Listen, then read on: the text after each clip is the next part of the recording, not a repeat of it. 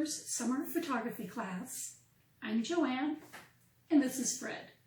We're hoping that you're staying safe this summer and still having a fun time.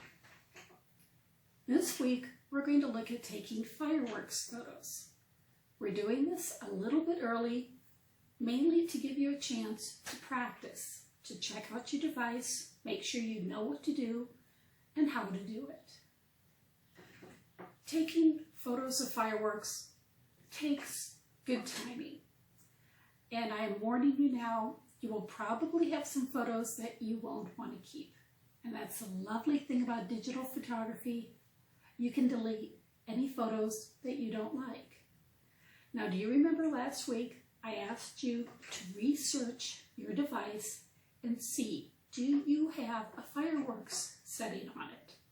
I know most cameras do, even though some of them I had to go back to the original owner's manual and dig.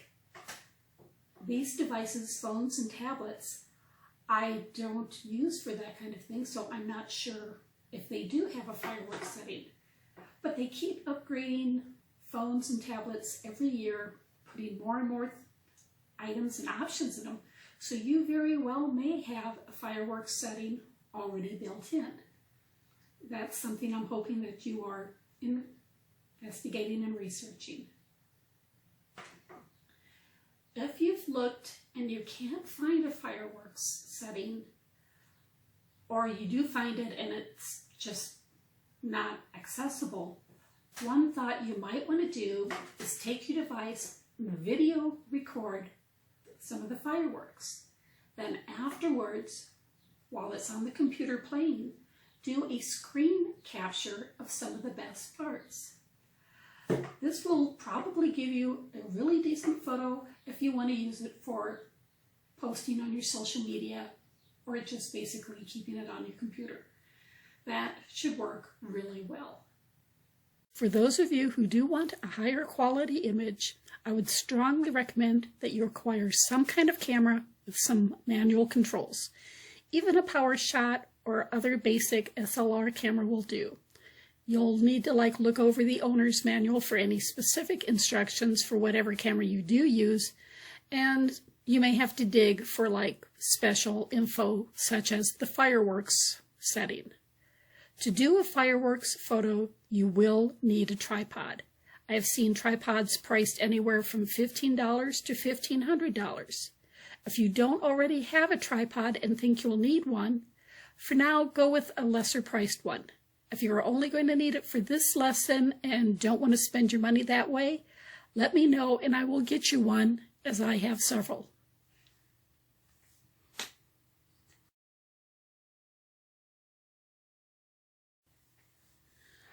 To understand what it takes to do a fireworks photo, we need to go back to the lesson on what makes up a photo.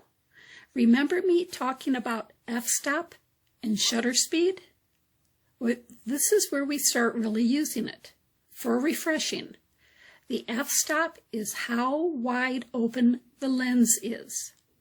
The more open the lens, the more light that gets in. The more closed down, the less light that gets in. The shutter speed is how long the shutter is open. The longer the shutter is open, the more light that gets in. The shorter the time, the less light. So you may ask, what is the difference between taking a photo with the lens wide open for a shorter period of time and taking the same photo with the lens closed way down, but for a much longer period of time? Very good question. The first reason is that the longer the shutter is open, the harder it is to hold the camera still enough to get that sharp image. When you use an automatic device like a cell phone or a tablet, it reads how much light is needed and balances the f-stop and the shutter speed to correctly expose your image. The auto device usually won't go below a certain shutter speed because it assumes that you won't be able to hold the device still enough. The second reason, depth of field. That is another area that we will talk about in our next lesson, as it's rather involved and I don't want to throw too much at you at one time. For doing a fireworks photo, we do want the shutter to stay open to get the image. We call that dragging the shutter. If you look at this image, you will see that not only do you see the fireworks in the well-exploded stage, you can also see the trail on the left as the fireworks have been fired off. Very, very difficult to do this handheld. You really do need a tripod. Now, getting a good fireworks photo is mainly timing. So remember when I asked you to practice with your device to see if when you push the exposure button, did it click right away or did you have drag time? This is something you will need to be familiar with. When the fireworks go off, you need to sync the exposure with the best part of the explosions, or you will get images like these. Like I said, timing. You may need to listen for the poof as the fireworks is first fired to click your exposure button. To do all this well, you really need to practice. And not everyone will be living near someone setting off fireworks every night. So here's something you can do to practice and get some cool photos at the same time. Before doing this, make sure it's okay with your parents. Do you have your camera, a tripod, and some sparklers? You will also need someone to either take the photo or to be the test subject, or you guys can take turns. This will need to be done outside in dark conditions.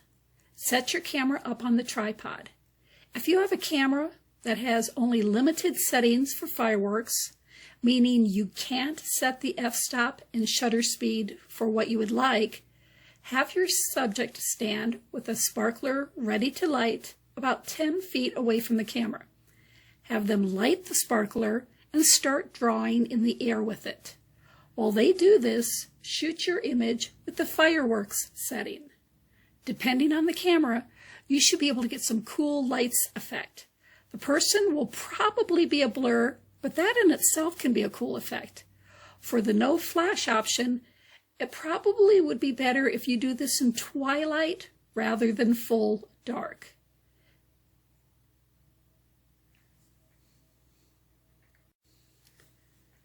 If you do have a camera with more controls, you will want to set your camera up to do the following. First off, put your camera on the tripod. Leave the ISO at 100. Set your f-stop for 5.6 and set your shutter speed for 4 seconds. After you take a few photos, you may want to change some of these settings to get a better photo. A lot of that will depend on your lighting situation. Set your flash for flash override. Remember how I asked you to do this last week for taking photos in the shade? Same thing. You will want your flash to go off at the beginning of the photo. Have your subject light their sparkler, and right as they start doing their sparkler lighting, click your exposure button, and that will flash them to expose the people, but the shutter will still drag to get the writing part. If you have a right balance of dark, flash, and how fast they can draw, you can get a really cool photo. Well, I hope you got some good tips and hints for what to do with fireworks photos, and I'm really hoping you get some good fireworks pictures. And I also really hope that you stay safe, especially working around with sparklers and all that. I want to let you know that next week we've got a special treat in store for us. Greg Ellis is going to be our guest speaker, and he's going to talk about storms, how to chase them, and how to take photos of them. Hoping that you get a lot of enjoyment out of that, and I hope you guys have a really great week. Y'all take care. Bye.